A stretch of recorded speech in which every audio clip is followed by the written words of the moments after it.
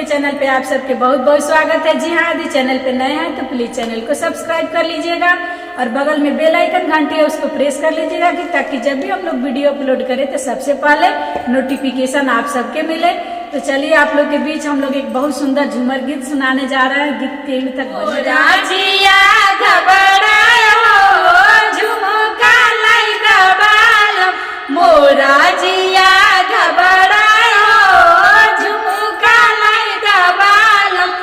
झुमुका लाई दबालम, झुमुका लाई दबालम।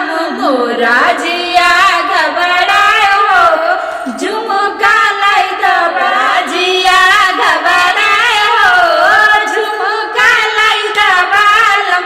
मोरा जिया घबरायो झुमुका लाई दबालम।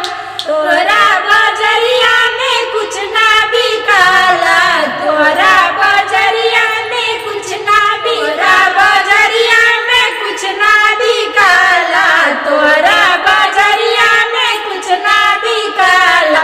कोहड़ा करैला औरी सागो लौका लाई दबालम, कोहड़ा करैला औरी सागो लौका लाई दबालम। मोरा जिया घबरायो झुमुका लाई दबालम, मोरा जिया घबरायो झुमुका लाई दबालम। झूमर गीत कैसे लगा कमेंट बॉक्स में जरूर बताइएगा। चलिए मिलते हैं अगला वीडियो में, तब तक के लिए बाय बाय दोस्तों।